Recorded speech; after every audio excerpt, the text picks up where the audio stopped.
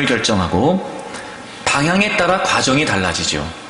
그리고 그 과정에 의하여 결과가 주어지게 됩니다. 그러므로 크고 작은 모든 일 가운데서 가장 중요한 시작은 뭐냐면 동기입니다. 동기. 즉 생각이란 말이에요. 생각. 여러분, 생각에서부터 시작합니다. 생각에서부터 시작합니다. 제가 요즘 여러분에게 자꾸 생각 싸움에서 지면 안 된다, 생각 싸움에서부터 이겨야 됩니다, 이런 말씀을 많이 드렸어요.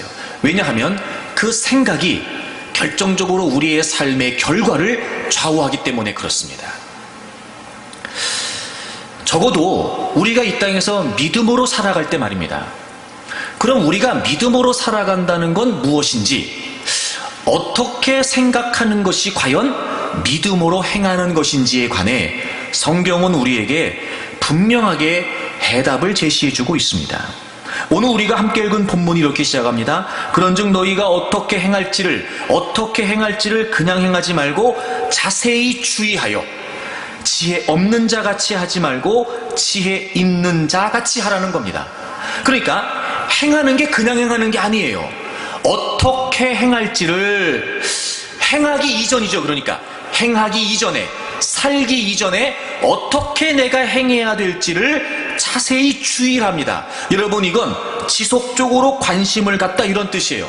내가 어떻게 행해야 되는지에 관해 지속적으로 계속해서 관심을 갖고, 지혜 있다라고 하는 이 표현은 분별력이 있다, 통찰력이 있다, 이런 뜻이에요.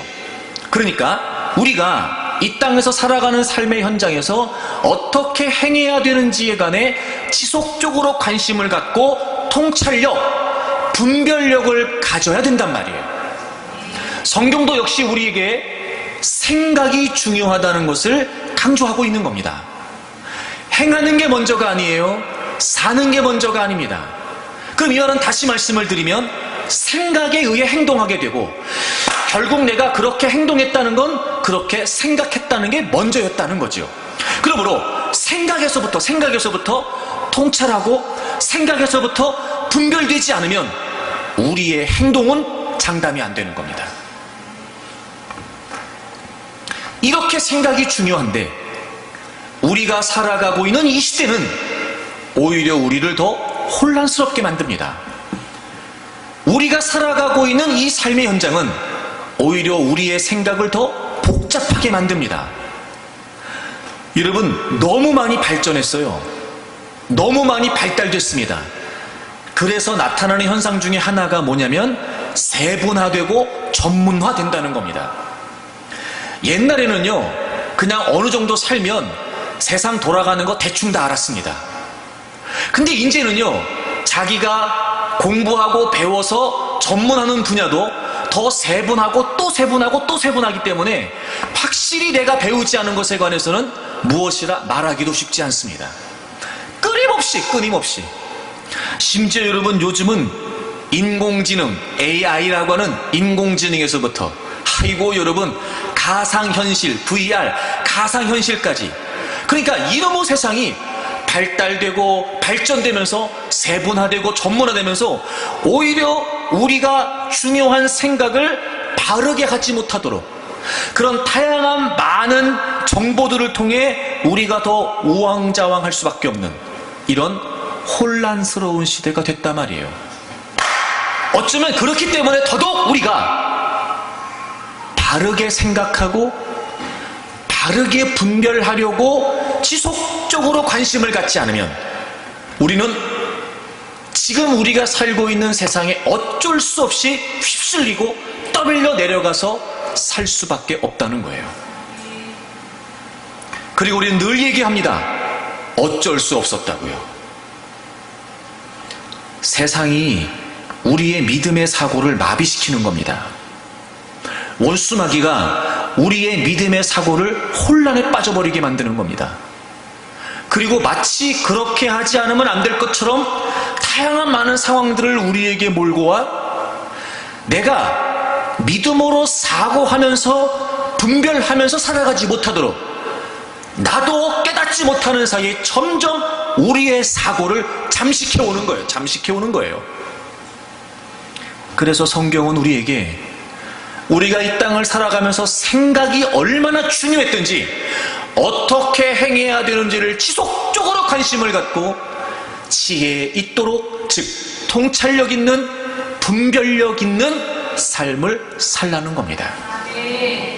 그리고 17절에 보면 그러므로 어리석은 자가 되지 말아라 이런 표현 나오는데, 이 어리석은 자가 된다라고 하는 말은 그냥 어리석은 사람이라는 의미가 아니라 어리석은 행동을 강조하는 표현이에요. 어리석은 행동. 그러니까 보십시오. 지혜 없이, 즉 분별력 없이, 통찰력 없이 어떻게 행해야 되는지를 관심 갖고 고민하고 생각하지 않고 그냥 행동하는 건 뭐예요? 어리석은 겁니다. 어리석은 거예요. 성경은 우리가 어리석은 인생을 살지 않도록, 적어도 구원받은 하나님의 백성들로서 이 땅에서 우리가 믿음으로 살아가야 되는데 어리석은 인생이 되지 않도록 우리가 어떻게 분별하고 어떻게 사고해야 되는지에 관해 알려주고 있는 겁니다. 사랑하는 여러분, 무엇으로 사십니까? 여러분은 어떤 생각으로 사시는 겁니까? 여러분의 삶을 살아가는 모든 삶의 정황에서 선택하고 결정하는 그 무엇이 과연 무엇입니까? 자칫 분별하지 못하고 다른 시각으로 우리가 통찰해내지 못하면 우리가 살아가는 모든 삶은 어리석은 삶으로 전락할 수밖에 없다는 거예요. 사랑하는 여러분, 저는 여러분들이 분별력 있는 삶을 살기를 바랍니다. 저는 여러분들이 그저 주어지는 상황에 급급하여 눈이 가리워지고 귀가 어두워짐으로 우왕좌왕 그렇게 여러분 혼란한 상황 가운데 통찰도 없이 어리석은 인생이 아닌 정말 바른 시각, 바른 사고, 통찰력 있는 삶을 살기를 바랍니다. 과연 그럼 우리가 어떻게 살아야 되는 것이 통찰력 있는 삶일까요? 과연 그럼 우리가 무엇으로 살아야 우리가 인생을 사는 삶의 현장에서 지혜로운 삶을 살 수 있을까요? 오늘 본문을 통해 함께 여러분과 그 답을 찾아가려고 합니다. 먼저 여러분, 오늘 본문에 보시게 되면 15절에 이렇게 시작합니다. 그런즉 너희가 어떻게 행할지를 자세히 주의해라. 그런즉 이렇게 시작을 해요. 그런즉. 그러니까 이런 거죠. 앞에 있는 내용과 지금 25절의 내용은 분리된 내용이 아니라 연결되는 내용입니다. 앞에 그 무언가를 설명하고 그런즉, 그러니까, 그러므로, 그래서 너희들은 이제부터 어떻게 행해야 되는지를 관심을 가지라는 거예요. 그러니까 앞의 내용이 굉장히 중요합니다. 앞의 내용이 중요해요. 앞의 내용에서 가장 핵심적인 표현이 어디에 나오냐면 8절에 나옵니다. 8절. 여러분, 우리 8절을 좀 나같이 읽어볼까요? 에베소서 5장 8절을 같이 읽겠습니다. 시작. 너희가 전에는 어둠이더니 이제는 주 안에서 빛이라, 빛의 자녀들처럼 행하라. 아멘. 이 그런즉이라고 하는 15절의 접속사는 8절의 내용과 연관이 있습니다. 이런 거죠. 너희가 전에는 어둠에 있었단 말이에요. 여러분, 전에는, 즉 우리가 예수 그리스도를 믿기 이전에는 우리는 죄의 지배를 받고 있었습니다. 우리는 사단에게 종노릇하고 있었지요. 흑암, 저주, 파멸, 심판에 있었습니다. 그리고 그것은 완벽한 저주였습니다. 왜냐하면 우리 편에서, 어둠 속에 있었던 우리 편에서 해결할 수 있는 방법이 없었기 때문입니다. 그렇게 우리는 확실한 절망 가운데 있었단 말이에요. 그런데 이제는 주 안에서가 중요하죠.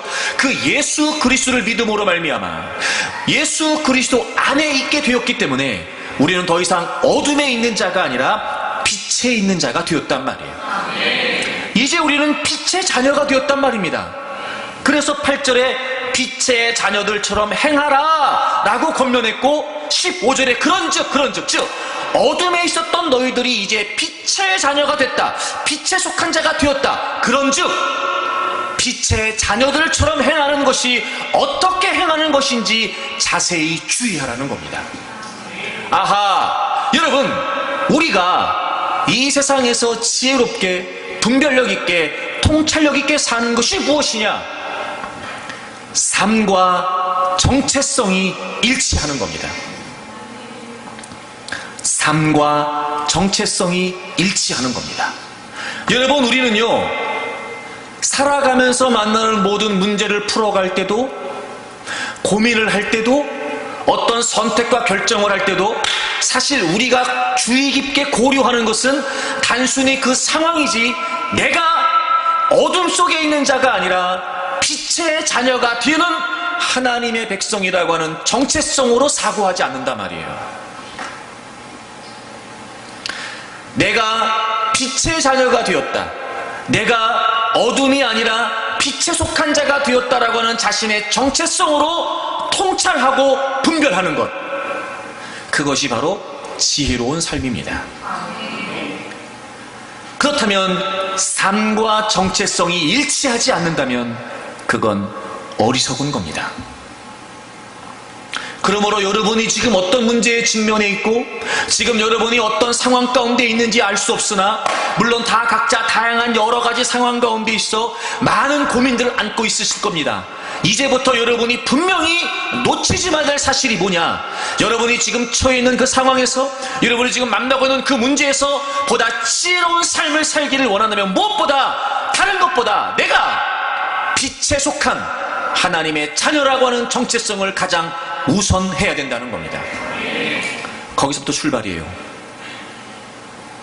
내가 하나님의 백성이다, 내가 구원받은 하나님의 자녀다, 이렇게 내 정체성과 내 삶이 일치되어야 됩니다. 빛의 자녀들처럼 행하라, 행하라, 행하라. 굉장히 중요합니다, 여러분.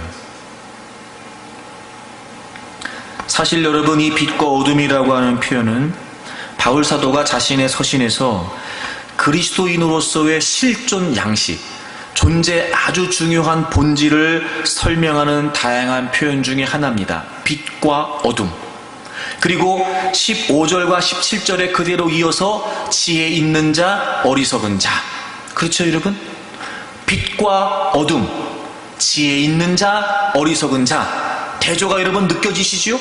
그러니까 정말 지혜 있는 자가 뭡니까? 우린 무엇으로 살아야 됩니까? 내가 빛의 자녀로 살아야 되는 거예요.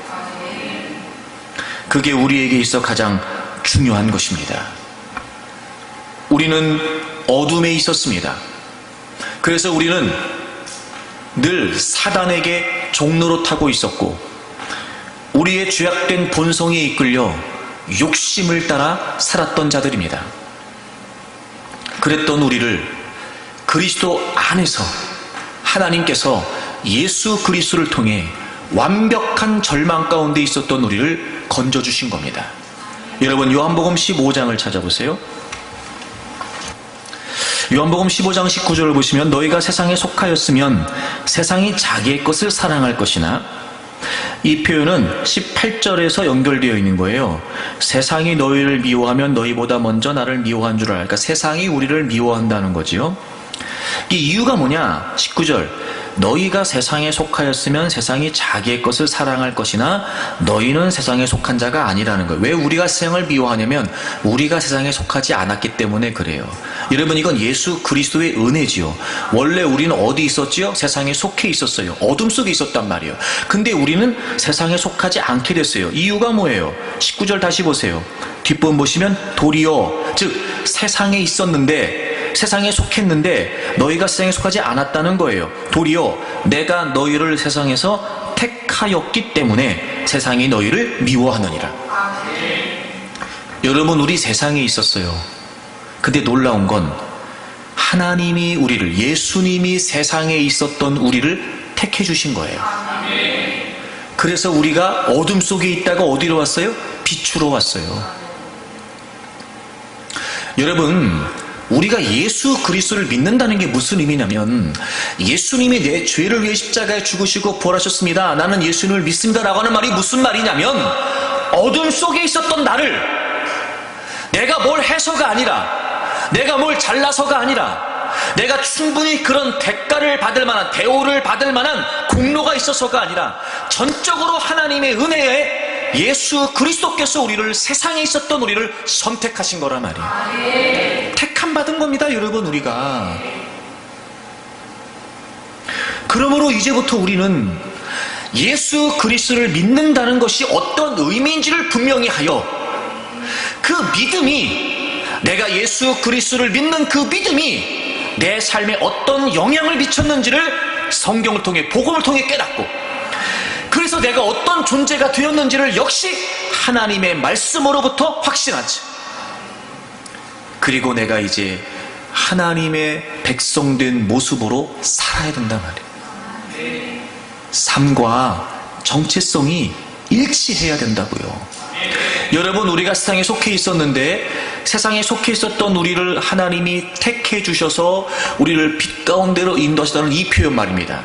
여러분, 이걸 이제 우리 편에서 이해하겠습니다. 우리 편에서, 그러니까 하나님 편에서 어둠 속에 있었던 우리를 선택하셔서, 택하셔서 우리를 빛으로 인도해 주셨어요. 자, 그럼 이제 우리 편에서 이게 무슨 의미일까? 자, 로마서 6장을 가보세요. 로마서 6장.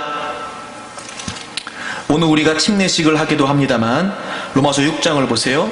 2절부터 보겠습니다. 로마서 6장 2절을 보시면, 그럴 수 없느니라 죄에 대하여 죽은 우리가 어찌 그 가운데 더 살리요. 자, 여러분, 우리는 죄에 대해서 죽었어요. 원래 세상에 속해 있을 때 죄의 지배를 받고 살았단 말이에요. 근데 예수 그리스도께서 우리를 택해 주셨어요. 이게 무슨 의미냐? 우리 입장에서 무슨 의미냐? 나는 이제 죄에 대해서 죽었습니다. 그렇기 때문에 더 이상 그 가운데 살 수 없어요. 아하, 여러분, 이런 겁니다.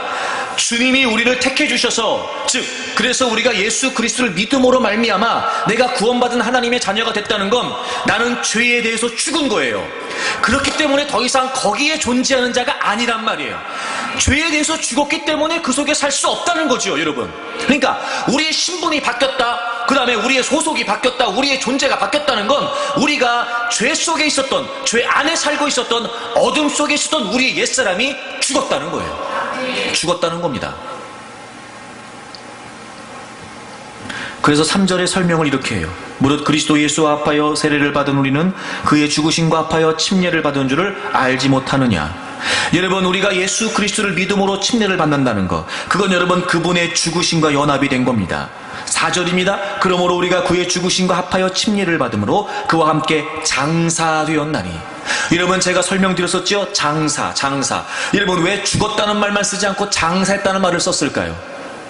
여러분, 죽고 난 뒤에 장사합니다. 그치요? 죽으면 장례를 치러요. 장례를 치렀다는 건 무슨 말이죠? 끝났다는 거예요. 더 이상 희망이 있다는 게 없다는 거예요. 없다는 거예요. 가능성이 있어요? 없어요. 그러니까 그의 죽으심과 합하여 침례를 받고 이제 우리가 장사됐다, 이 말이 무슨 말이에요? 어둠 속에서 살았던, 죄 속에서 살았던 우리는 끝났단 말이에요. 끝났다고요, 여러분. 끝났다고요.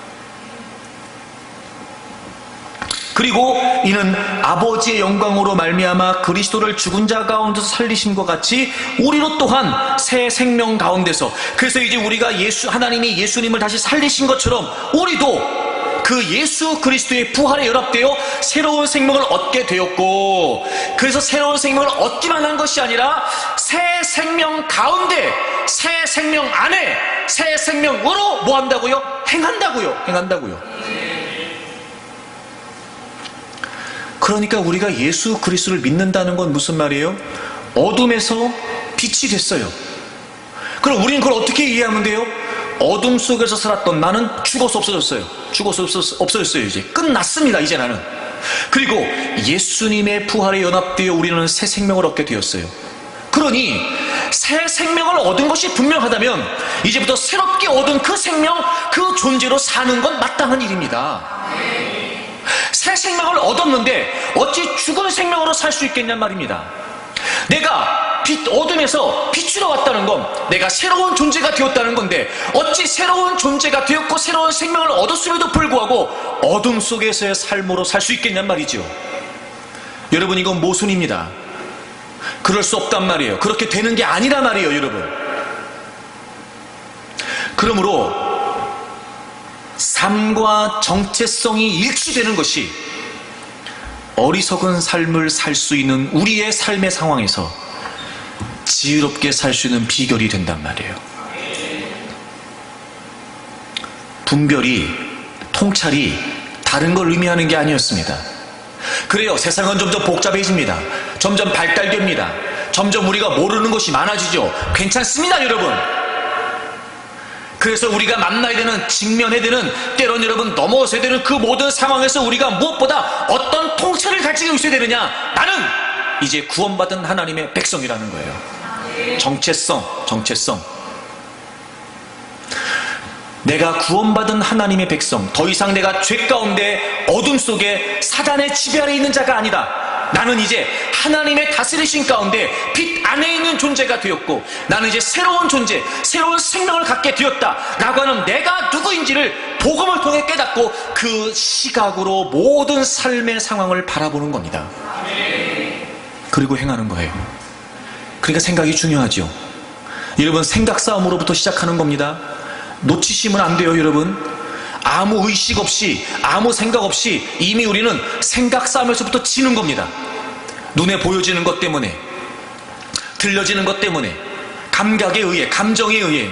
여러분, 내가 구원받은 하나님의 백성으로서 사고해야 되고 생각함에도 불구하고 이미 그 모든 것들이 차단돼 버리는 겁니다.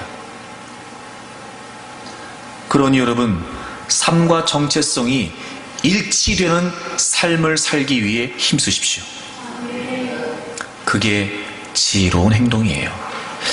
그래서 여러분, 이렇게 우리가 새 생명 가운데 사는 것이 얼마나 중요했던지, 정체성, 새로운 정체성으로 일치된 삶을 사는 것이 얼마나 중요했던지 성경에 이런 표현도 나와요. 자, 여러분, 성경을 좀 찾겠습니다. 데살로니가전서 4장을 찾아보세요. 데살로니가전서 4장을 찾아보세요. 먼저 7절 보겠습니다. 7절. 신약성경 331페이지입니다. 데살로니가전서 4장 7절. 하나님이 우리를 부르심은 부정하게 하심이 아니요 거룩하게 하심이니. 자, 또 대조가 나왔어요. 부정, 거룩. 그렇죠, 여러분. 빛과 어둠, 지혜, 어리석음, 그 다음에 거룩, 부정. 그렇죠? 여러분, 이렇게 성경은 분명하게 예수 그리스도를 중심으로 우리의 옛 생활과 우리의 옛 존재와 새로운 존재를 구분짓고 있다는 걸 잊으면 안 돼요. 아멘 좀 해보세요. 여러분, 이 확신을 갖는 게 정말 중요합니다. 진짜 중요합니다, 여러분. 네. 그러니까 우리가 이 생각 싸움에서부터 지면 안 돼요. 그래서 부정하게 있었던 우리를 하나님께서 거룩하게 하셨어요. 이게 얼마나 중요했던지. 자, 8절을 다 같이 읽겠습니다. 8절을 다 같이 읽어요. 시작. 그러므로 저버리는 자는 사람을 저버림이 아니요 너희에게 그의 성령을 주신 하나님을 저버림이니라. 아멘. 자, 보세요. 나는 이제 거룩한 존재가 됐어요. 빛에 있는 존재가 됐어요. 나는 이제 지혜롭게 살 수 있게 됐어요. 그런데 그럼에도 불구하고 그것을 저버리는 거, 거룩하게 사는 걸 저버리는 거, 내가 구원받은 하나님의 백성이 되었다는 정체성으로 사는 걸 저버리는 거, 생각 없이 삶과 정체성이 일치되지 않는 거, 그 저버리는 것은 너희에게 성령을 주신 하나님을 저버리는 거라는 거예요. 여러분, 이 뉘앙스가 느껴지십니까? 이게 얼마나 심각하고 이게 얼마나 중대한 것인지를. 우리에게 성령을 주신 하나님, 이게 무슨 의미예요, 여러분? 우리가 죄인이라는 걸 깨닫고 예수 그리스도를 믿게 하시는 건 성령님의 역사입니다. 모든 사람은 성령이 아니고서는 그리스도를 주라고 시인할 수 없습니다. 그러므로 하나님께서 우리에게 성령을 통하여 내가 죄인이라는 사실을 깨닫게 하시고 내 죄를 위해 예수 그리스도께서 죽으시고 부활하신 것을 알게 하시며 그로 말미암아 하나님을 믿게 하시는 것, 이거 성령이 하시는 일이란 말이에요. 근데 내가 거룩한 존재가 되었으므로 내가 이제 빛 가운데서 살아야 됨에도 불구하고 새 생명 가운데서 행해야 됨에도 불구하고 그걸 저버리는 건 우리에게 성령을 주셔서 깨닫게 하셨던 그 하나님을 저버리는 거라는 거예요. 여러분, 우리는 살면서 상황을 앞세우고 형편을 앞세우고 어쩔 수 없다는 말을 반복하며 사는지 모르지만 그게 얼마나 하나님 앞에 심각한 죄인지를 알려주시는 거예요. 내가 하나님의 백성 되었다라는 정체성을 생각하지도 못한 채 주어진 상황을 해결하게 급급하여 나는 지금 이게 제일 중요하다고 여김으로 내가 정말 정체성과 삶이 일치되지 않게 살아가는 그 모든 삶의 현장, 그건 여러분 하나님을 저버리는 거였다고요. 그게 이렇게 중요한 일이었습니다. 우리가 의식하지 못하는 사이에 우리는 다 묻어져 버렸습니다. 이게 이렇게 중요했습니다. 여러분, 이런 거죠. 어쩔 수 없다고 말했는데 그게 하나님을 저버린 거였어요. 다 그러는 거 아니냐라고 얘기했었는데 그게 하나님을 저버린 거였습니다. 아니, 그러면 다 그렇게 살지 그 상황에 어떻게 하면 되냐고 라고 우리가 여러분 하소연했는데 그게 하나님을 저버리는 거였습니다. 내가 구원받은 하나님의 백성으로서 분명한 정체성을 가지고 살지 못한 채 생각하지 않고 사고하지 않고 그저 떠밀려 휩쓸려 주어지는 상황에 급급하게 살았던 그 모든 것들이 나는 마땅했다고 생각했는데 여러분, 그것이 하나님을 저버린 거였다고요. 어리석었던 겁니다. 우리가 어리석게 살고 있었던 거예요. 여러분, 이제부터 우리가 내가 어떤 존재가 되었는지에 관한 정체성을 확실히 하고 저는 여러분들이 분별력 있는 삶을 살기를 축복합니다. 근데 하나님은 늘 그러셨던 것처럼 이제부터 그렇게 살아야 돼, 세상에서 너네가 그렇게 살아야 돼 라고 다그치기만 하시는 분이 아니라 우리가 그런 세상에서도 불구하고 그런 여러 가지 많은 상황이 있음에도 불구하고 이 정체성과 삶이 일치되도록 하나님이 우리에게 특별히 허락하시는 거예요. 첫째가 뭐냐면, 자, 예레미야 31장을 가보세요. 예레미야 31장 31절을 보시면 여호와의 말씀이니라. 보라, 날이 이르리니 내가 이스라엘 집과 유다 집에 새 언약을 맺으리라. 새 언약을 맺으셨어요. 여러분, 여기서 새 언약이라고 하는 말은 당연히 또 옛 언약과 대조가 되는 거겠죠. 즉 예수 그리스도를 통해서 예수 그리스도께서 십자가에서 우리의 모든 죄를 담당해 주심으로 말미암아 하나님과 우리 사이에 맺어질 새로운 언약을 의미하는 거예요. 새로운 언약. 그럼 옛 언약은 뭐냐? 32절. 이 언약은, 즉 새 언약은 내가 하나님께서 그들의 조상들, 즉 출애굽, 이스라엘 백성들을 출애굽하셔서 그들의 조상들의 손을 잡고 애굽 땅에서 인도하여 내던 날에 맺은 것과 같지 아니할 것은, 즉 옛 언약은 뭐였냐면 하나님께서 이스라엘 백성들을 바로의 지배하에서 건져내시고 시내산으로 이끄신 다음에 하나님이 그들에게 명령과 규례와 율법을 주시죠. 그게 옛 언약이었어요. 그것과 다르다라고 표현한 걸 보면 그게 옛 언약이었어요. 여러분, 하나님께서 이스라엘 백성들을 구원하셔서 출애굽을 하시고 구원하셔서 그들을 시내산으로 이끄십니다. 그리고 그들에게 십계명을 비롯한 다양한 많은 규례와 율법들을 주시죠. 하나님이 왜 그걸 주셨냐면 너희들이 이제부터 이 약속을 지키고 살아라. 이 말씀대로 살아야 된다. 그러면 너희는 내 백성이 되고 나는 너희의 하나님이 된다는 거예요. 약속이었습니다. 약속. 그리고 하나님께서는 그 약속을 돌에 새겨주셨죠. 그렇죠? 돌에 새겨주셨어요. 그게 옛 언약이었어요. 그런데 이스라엘 백성들이 그 옛 언약을 온전히 지키지 못합니다. 그래서 하나님께서 예수 그리스도를 통해서 우리에게 새로운 언약을 주시겠다는 거예요. 이렇게 말이죠. 33절. 그러나 그날 후에 내가 이스라엘 집과 맺을 언약은 이러하니 곧 내가 나의 법을 그들의 속에 두며 그들의 마음에 기록하여 나는 그들의 하나님이 되고 그들은 내 백성이 될 것이라. 여호와의 말씀이니라. 옛 언약은 하나님이 돌에 새기셨어요. 근데 이제 새 언약은 예수 그리스도로 말미암아 우리 속에, 우리 마음에, 즉 우리의 심령에 새겨 주시겠다는 거예요. 여러분, 우리가 구원받은 하나님의 백성으로서 새로워진 정체성으로 살아갈 수 있도록 우리에게 허락하신 은혜가 뭐냐면 하나님의 말씀을 우리의 심령 속에 기록하시겠다는 거예요. 우리의 심령 속에. 여러분, 이제 하나님의 말씀을 우리에게 주셨습니다. 어떤 것이 정체성으로 사는 것이냐, 어떤 삶이 삶과 정체성이 일치하는 것이냐, 우리 심령 속에 새겨주신 하나님의 말씀을 따라 사는 거예요. 하나님의 말씀을 따라. 그래서 여러분 잠깐 요한복음 17장 가보실까요? 하나님이 우리에게 말씀을 주신 이유가 뭐냐면 요한복음 17장 14절을 보겠습니다. 요한복음 17장 14절입니다.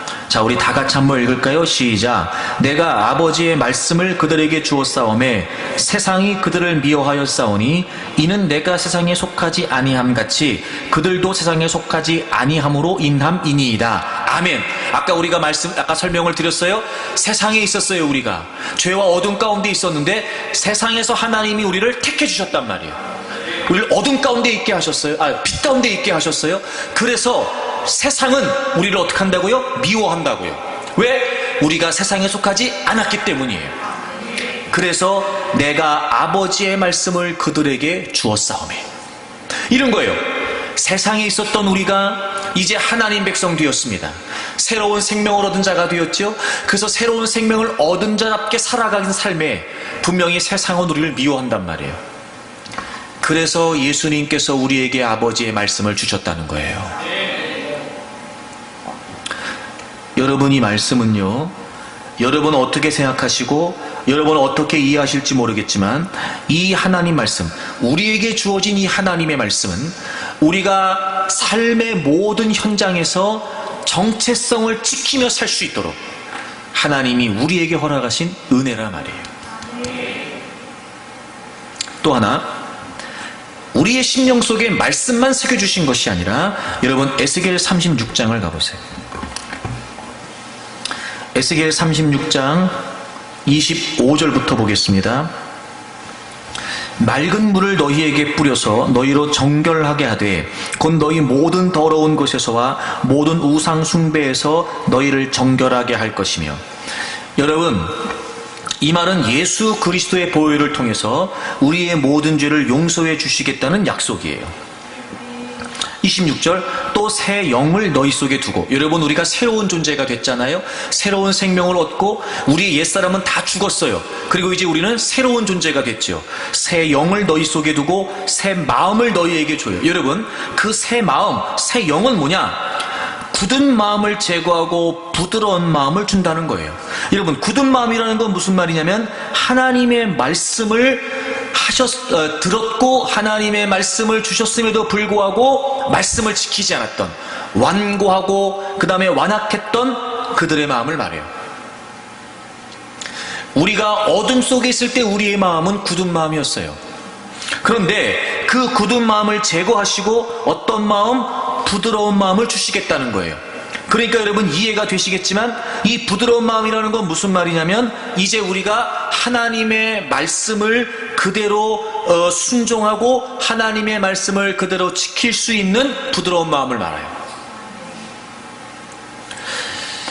그 다음에 27절에 보시면 또, 그러니까 우리의 마음을 그렇게 기경하신 것뿐만 아니라 우리의 존재를 새롭게 하신 것뿐만 아니라 또 내 영을 너희 속에 두어 하나님의 영을 우리 안에 두시겠답니다.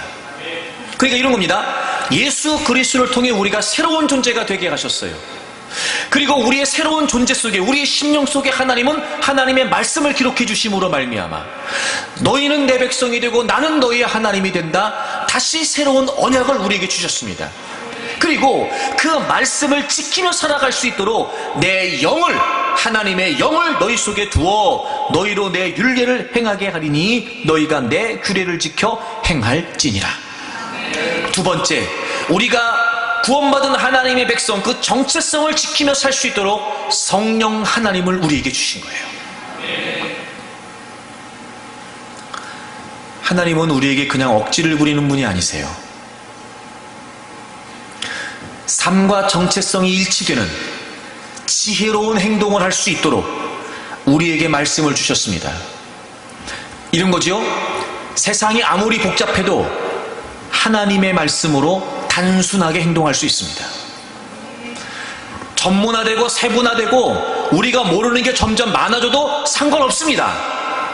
우리가 하나님의 백성답게 살아갈 수 있도록 구원받은 새로운 존재가 된 정체성으로 살아갈 수 있도록 하나님은 우리에게 삶의 매뉴얼을 주셨어요.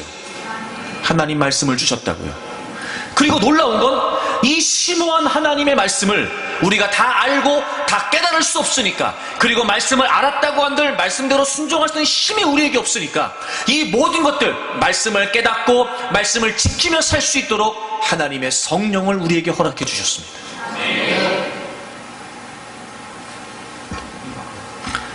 우리의 생각을 바꾸면 됩니다. 내가 어둠에 있는 자가 아니라 빛에 있는 자가 되었다. 내가 그렇게 하나님의 구원받은 하나님의 백성이 되었다. 정체성을 끊임없이 사고해야 됩니다. 그러면 자연히 우리는 내가 이제부터 하나님 백성 되었으니까 어떻게 살아야 되나, 무엇으로 살아야 되나? 여러분, 우리에게 말씀이 있습니다. 우리가 말씀을 깨닫는 것이 아니라 우리 안에 거하시는 성령 하나님이 말씀을 깨닫게 하십니다. 감동하시죠. 때론 여러분, 하나님이 우리에게 강하게 말씀하시기도 합니다. 때론 여러분, 하나님이 말씀을 통해 우리에게 감동하시기도 합니다. 깨닫게도 하시지요. 미처 알지 못했던, 미처 깨닫지 못했던, 나 스스로도 모르고 있었던 내 삶을 하나님이 말씀을 통해 들춰내시기도 합니다. 왜 그럴까요, 여러분? 하나님의 백성이라고 하는 정체성으로 사는 것이 지혜로운 삶이니까 어리석은 삶을 살지 않도록, 내가 구원받은 하나님 백성 되었다라고 하는 통찰을 가지고 모든 삶의 현장을 지혜롭게 살아갈 수 있도록 하나님은 우리에게 말씀을 주셨고 성령을 주셨단 말이에요. 여러분, 그러니까 이제부터 생각하십시오. 생각 싸움에서 지면 안 됩니다. 그래서 삶과 정체성이 일치되도록 살아야 됩니다. 문제를 어떻게 해결해야 될까 고민하기 이전에, 내가 지금 이 상황을 어떻게 하면 넘어갈 수 있을까 생각하기 이전에, 지금 그 문제 앞에 있는 내가 구원받은 하나님의 백성이 되었다는 사실부터 분명히 하십시오.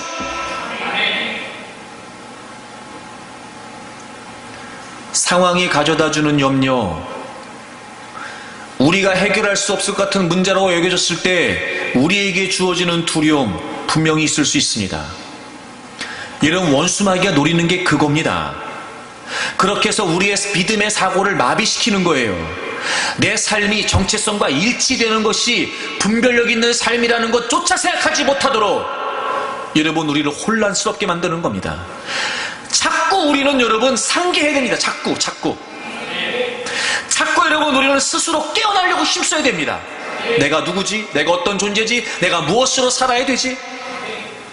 만약에 여러분 우리가 그 생각을 놓쳐버리게 되면 어리석은 삶을 살 뿐입니다. 여러분, 그런 걸 보면 사는 게 다 사는 게 아니고요, 어떤 삶은 어리석은 삶이 있고 어떤 삶은 지혜로운 삶이 있는 겁니다.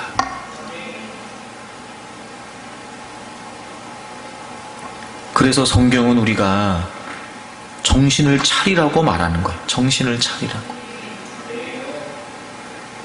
제발 여러분이 만나고 있는 삶의 현장에서 그래서 주어지는 모든 상황들이 버겁고 때로는 힘겹고 우리 스스로도 감당하기 어려울 만큼 무겁다는 거 인정합니다.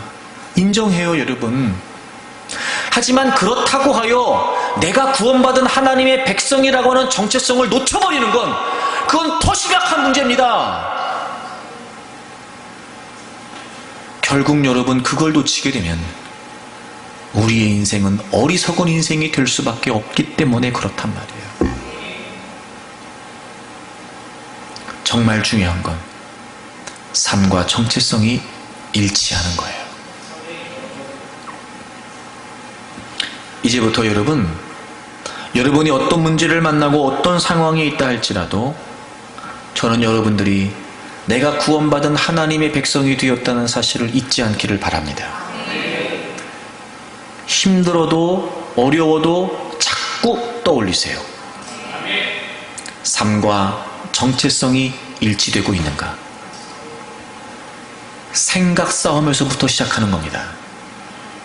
나는 구원받은 하나님의 백성이다. 여러분 어둠 속에 있는 자들이 아닙니다. 더 이상 여러분들은 사단의 지배를 받는 사단의 종로로 타는 자들이 아닙니다. 우리가 무엇을 해서가 아니라, 우리 어떤 공로가 있어서가 아니라 전적인 하나님의 은혜로, 우리가 하나님의 은혜로 주어진 그 예수 그리스도의 보혈의 그 십자가의 능력을 믿음으로 말미암아 이제 우리는 새로운 존재가 됐고 새로운 생명을 얻었으며, 그래서 새롭게 살 수 있는 존재가 된 겁니다. 속지 마십시오. 약해지지 마십시오. 그리고 이제부터 내가 구원받은 하나님의 백성이 되었다는 정체성과 내 삶이 일치가 되도록, 저는 여러분이 생각이 어떤 상황에서도 흐트러지지 않기를 바랍니다. 그리고 말씀을 부여잡으세요. 말씀을. 여러분, 신명기 하나만 더 찾아보죠. 자, 신명기 4장을 찾아보세요. 말씀으로 사는 게 얼마나 중요하냐면, 신명기 4장 5절을 보시면,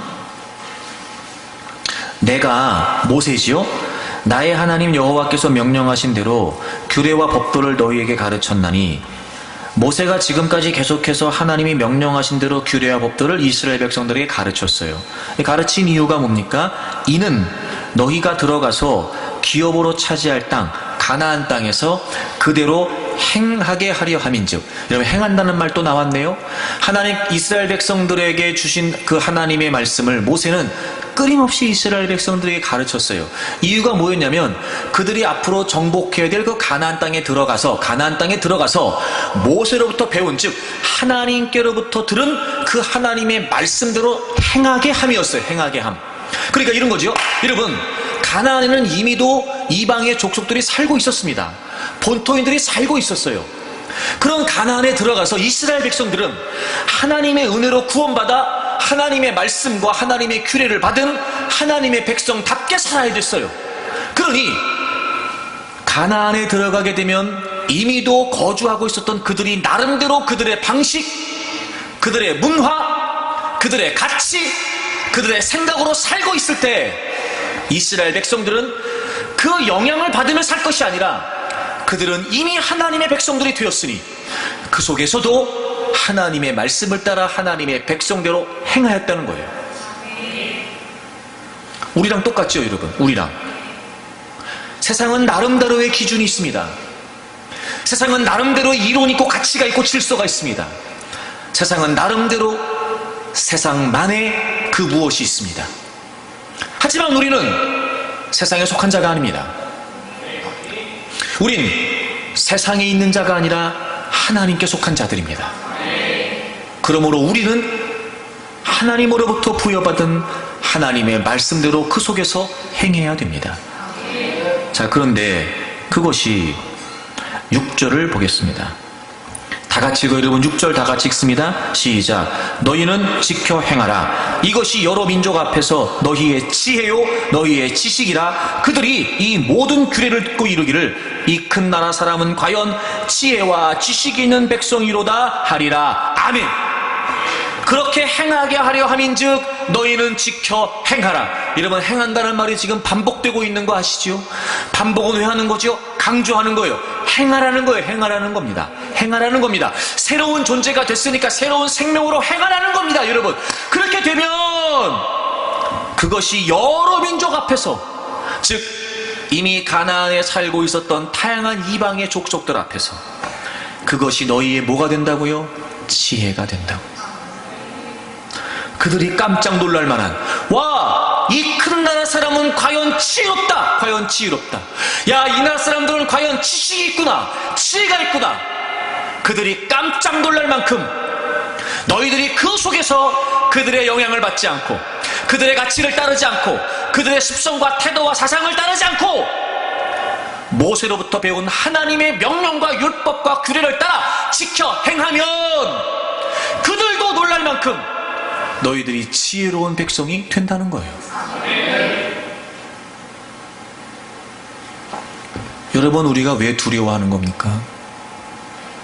왜 여러분, 우리가 하나님의 말씀대로 사는 걸 왜 우리가 당당하게 얘기하지 못하는 겁니까? 여러분, 왜 우리가 하나님의 말씀대로 살아야 된다는 걸 자신 있게 얘기하지 못하는 겁니까? 지금 우리가 쏟고 있는 겁니다. 왜 내가 구원받은 하나님 백성 되어 더 이상 어둠 속에 있는 존재가 아니라 빛 가운데 있는 빛의 자녀가 되었다는 걸 왜 우리가 자신 있게 얘기하지 못하는 겁니까?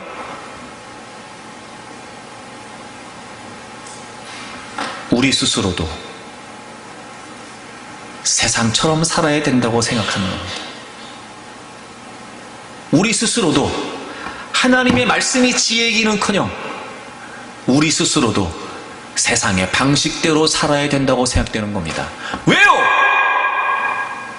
우리도 세상에 물들어 있는 겁니다. 우리도 기준이 세상이거든요. 우리도 가치가 세상이거든요. 그래도 저만큼은 벌어야지, 그래도 저 정도는 살아야지, 그래도 그만큼은 갖고 있어야지, 그게 우리 기준이거든요. 그러니 어떻게 해서 그렇게 됐대더라, 이렇게 해서 저렇게 됐대더라 하는 말에 귀가 솔깃해지는 거예요. 과연 우리가 인생을 살면서 내가 하나님의 백성이라고 하는 정체성은 분명한가?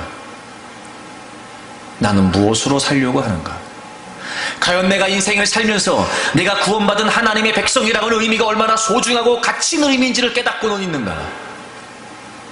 교회는 출입하지만, 믿는다고는 말하지만, 하나님을 외쳐보기도 하고 불러보기도 하지만, 하나님의 백성으로서의 정체성이 얼마나 소중한지를 알고는 있는가? 솔직히 말해 여러분, 우리가 교회를 출입하고만 있을 뿐 세상과 별반 다르지 않게 산단 말이에요. 그러니 하나님 말씀이 점점 버겁지요, 무겁지요, 부담이지요. 그러니 여러분, 내가 구원받은 하나님 백성 되었다는 사실을 자신있게 당당하게 그 정체성을 내가 소중하게 여기지 않으니까 어디 가도 여러분 그 얘기 못하는 겁니다. 그리고 세상에 휩쓸려, 세상에 떠밀려 어리석은 행동을 반복하는 겁니다. 안 됩니다, 여러분. 그건 우리에게 성령을 주셔서 예수 그리스도를 깨닫고 믿게 하신 하나님을 저버리는 거니까요. 여러분, 얼마든지 정체성과 삶이 일치가 되면 우리는 세상에서도 깜짝 놀랄 만한 지혜로운 삶을 살 수 있습니다. 쏙지 마십시오. 원수마귀가 끊임없이 여러분에게 집요하게 도전하여 여러분의 눈을 가리고 여러분의 심령을 가리려고 도전할 때마다 결코 여러분 거기에 현혹되지 마십시오. 그리고 더 십자가를 분명히 하십시오. 난 구원받은 하나님의 백성입니다. 나는 어둠 속에 있는 자가 아니라 빛에 있는 하나님의 자녀입니다. 그리고 끊임없이 선포하십시오. 생각하십시오. 그리고 내가 구원받은 하나님의 백성이 되었다라고 하는 시각으로 이제 여러분의 인생을 다시 바라보십시오. 분명히 다른 선택, 다른 가치, 다른 목적이 보여지기 시작할 것이고, 그러므로 여러분들은 지혜로운 삶을 살게 될 겁니다. 삶과 정체성이 일치되도록 끊임없이 하나님의 말씀 앞에 성령님의 도우심을 구하고, 날마다 십자가, 날마다 예수 그리스도를 놓치지 말고, 저는 여러분들이 이후로부터 남겨진 삶을 그렇게 하나님의 백성으로서 새로운 생명을 얻은 자로서 행하는 분들이 되기를